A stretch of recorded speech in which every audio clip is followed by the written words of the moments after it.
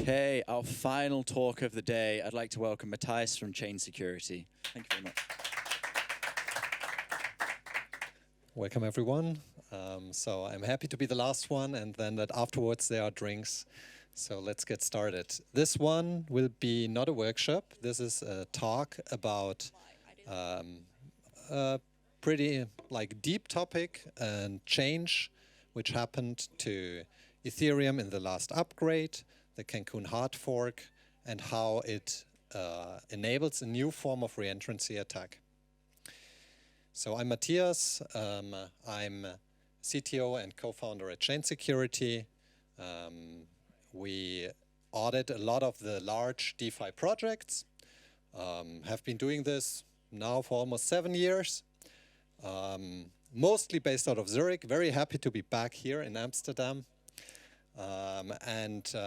What we also do is research new vulnerabilities, develop tools, and part of that is what you will see here, right? So this is out of basically us taking a step back from audits and then realizing, oh wait, what did just happen, right? And then this kind of research sometimes leads to novel vulnerabilities. And I want to present this one here. So let's get started. The talk today will cover 4 topics. We'll first go into a quick recap of what changes happened during the Cancun upgrade to the execution layer. We'll recap how do execution context messaging works. This is a fancy word for basically a contract calling another contract, and how do they communicate? Or in this special case, how can they communicate when calling themselves again? Then the new concept of transient storage, how it works, what it costs and so on, what it enables. And finally, the new reentrancy, which is possible with transient storage. If you don't use transient storage in new smart contracts, which are going to be deployed now, right? It wasn't possible before, if you don't use them carefully.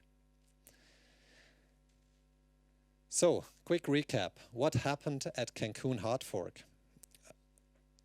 For most, Cancun hard fork is the one which introduced blob transactions, right? Cheap, outside of the EVM storage.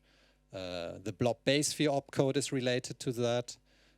We nowadays can also validate what happens on the beacon chain by committing a proof, because the beacon block root is now available.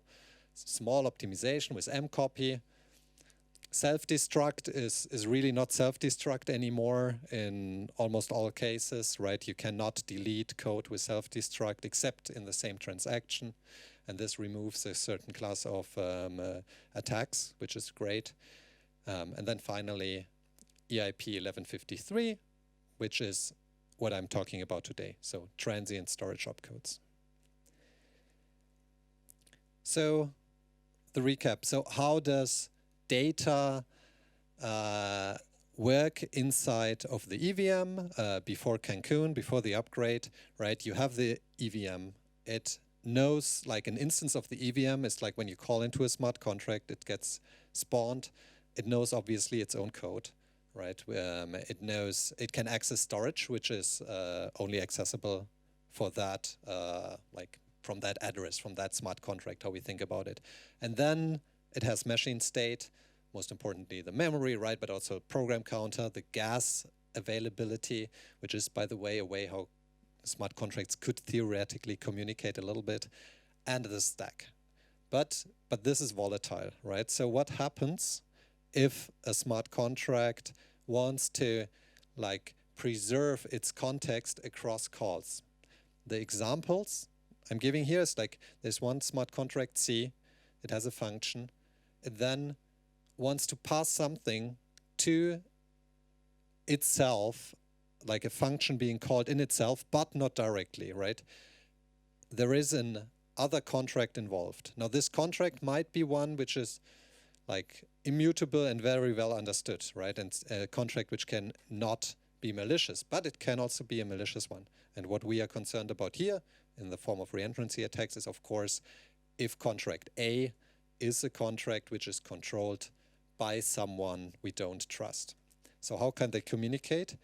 It's important that they cannot communicate with memory, because the smart contract at stage C1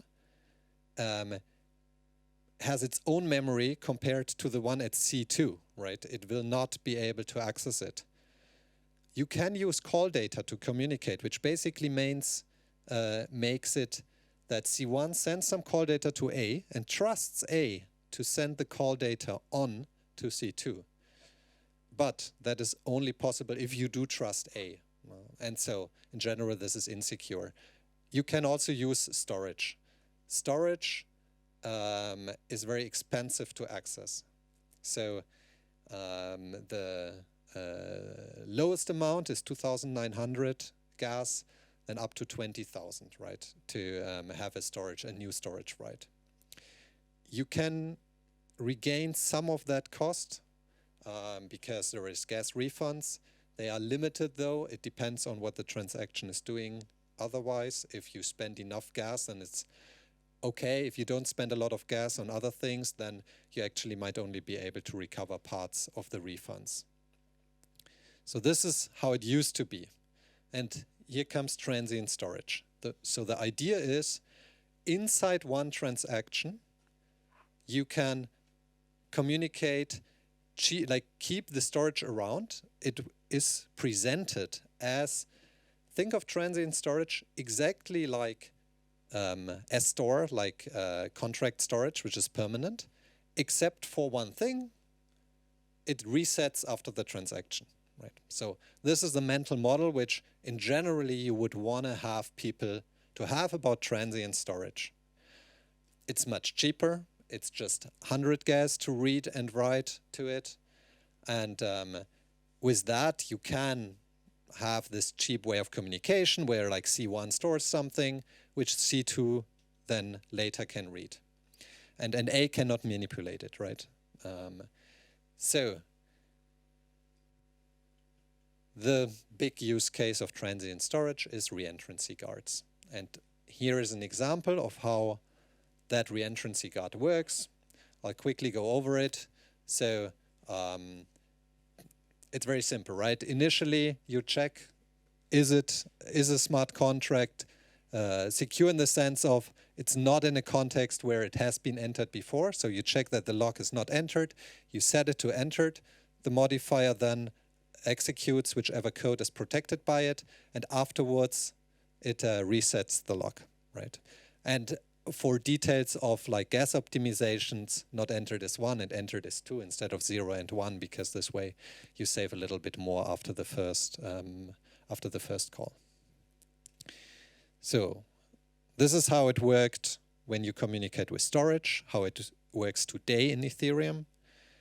And the cost of this is around 5,100 if you don't get a refund, 2,300 if you get a refund. We can quickly calculate that.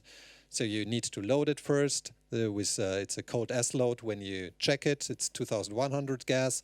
We'll then write to it, but we'll recover a lot of that cost often. So the write is 2,900, and then we later write it back to not entered, which was a state it was initially, right? Except for the very first call.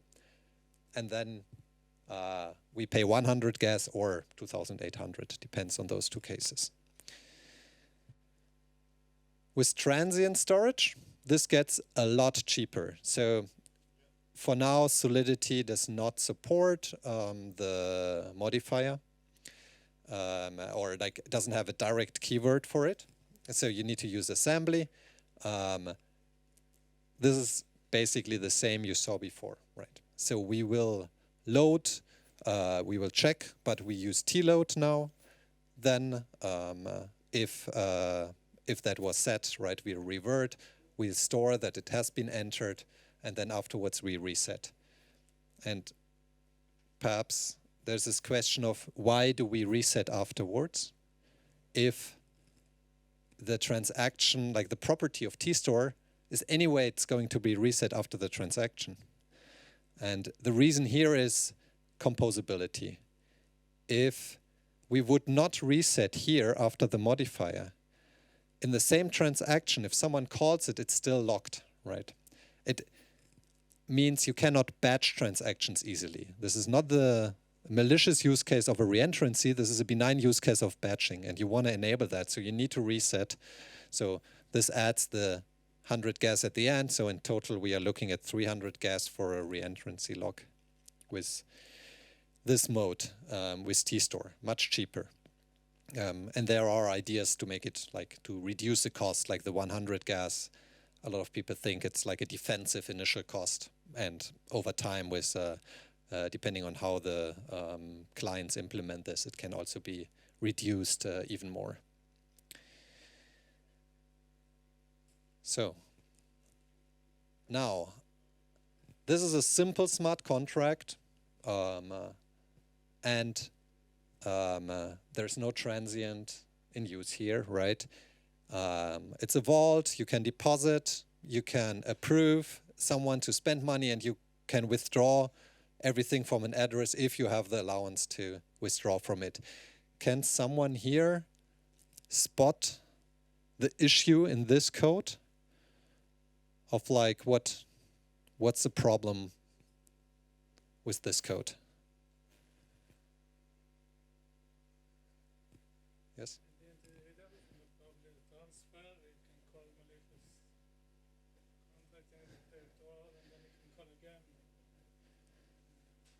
Exactly. So this is the idea here, right? There's the one caveat. Some of you might notice this too, right? Is this really a problem? In this special case, it's not. This is a transfer. This is not a call. Transfer has this property of only passing on limited gas, 2,300, and then that limits what you can do with it, right? This is the good old, from the very old days of Ethereum, reentrancy protection, which was added after the DAO hack to prevent these kind of reentrancies if you basically just want to send some ETH around. This used to be a problem. And quick recap on this. So you might have seen before, right? You can actually write to storage with just 100 gas if it's warm, right? And then you can have this reentrancy attack. And initially, when the Constantinople upgrade was done, there was the plan to implement it as such, and it would have enabled reentrancy attacks. Then this is like, by now it's quite some time ago, shortly before the upgrade happened, we found that this is a problem, right? And then informed Ethereum, the Ethereum Foundation about it. And this ended up in a delay to that hard fork because a protection was added in the end, right? There was some discussion around it, of course. In the end, what we decided to do was to simply say, if there is only 2,300 gas left, and you try to write to storage, even if you could, right, if there would be enough gas, we'll just revert, right? So this is why this code is safe, right? And a lot of people, when they audit code, think of reentrancies, then they really make sure that they don't need to check if there's a transfer because they by default know nothing bad can happen. But here comes the problem, right? So what is possible now with EIP1153? Here we have a version of this contract which would use some transient way, right? And at this point, when you have the very same code and you do the transfer, now the attack you described is possible because you can re-enter here. You have enough gas. There's no reset going to happen because you're below 2,300 gas. And you can re-enter again and, of course, attack the contract this way. So what is very important with transient storage, you need to be aware that when there are native Ether transfer calls, they don't protect you against reentrancies which modify transient storage.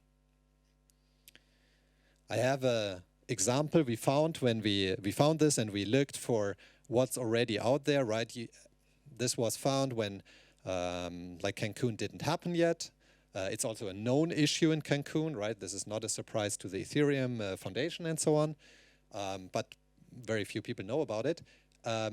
So this was an example which we found in the wild, where Vyper, which has this keyword for a little bit longer, used it. This is an example where you do a deferred liquidity check, right? And then again, you have that problem. I'll, in the interest of time, not go through this. So the important takeaways here, like, first, the mental model of T-store, T-load is generally fine, right? Think of it like this data which is available for the lifespan of a transaction. It is mostly equivalent to S-store, S-load. It's much cheaper, it's 100 gas, and it allows for reentrancies during transfer, right? So think about this, because this might make some transactions you did in the past, which used to be secure, now insecure.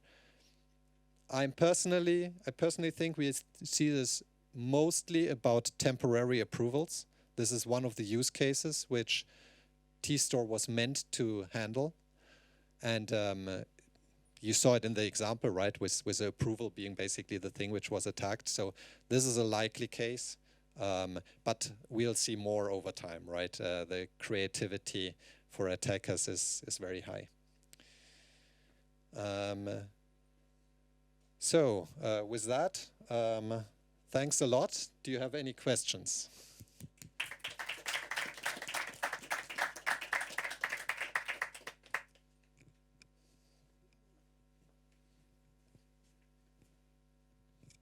So did the reentrancy attack basically just become possible because the gas is cheaper now with the new storage, and then there's more gas still available to do other actions? Sorry, you probably mentioned it, but I couldn't come to the conclusion myself. Yeah, no. So this attack is now possible because while S-store will fail if you are in a low gas environment, which this 2,300 gas on a transfer creates, right? Basically, the smart contract will be in a low gas environment at this point. T-store, on the other hand, does not check if it's in a low gas environment and will work. So you can have storage rights to the transient storage, but you cannot have rights to the like persistent storage. And the reentrancy requires you to change storage, right? Otherwise, it cannot work. So here, transient storage is attackable, like permanent storage isn't. And this is now possible because of that. It will not make any contract out there vulnerable because they all use like S-store, right? Only if you add T-store, then it becomes... In the future, if you deploy a new contract with Cancun, which uses T-store, exactly, then this could be possible that it can be attacked. And if I'm allowed a second question, the T-store is only callable with assembly. Do you think it will make assembly more common? Because right now we don't see it that often, and a lot of clients actually are actively forbidding it. For example, we do gas optimization competitions as well, forbid to use assembly from the participation. Yeah, no, it will become a keyword, right? It is a something which people will want to use properly. Solidity, if I understand, like I just heard that it's very close to be released. Vyper already has it. Yeah, I'm sure there will be a transient keyword similar to what you saw in the example for people to use, even if for now the code you will see will use assembly. Gases and will stay very expensive on Ethereum. People will use transient storage, also in the context of like account abstraction, right? With the batching calls and so on, you can really save here. Thank you. Are there any other questions? All right, thank you very much. That was super interesting. you.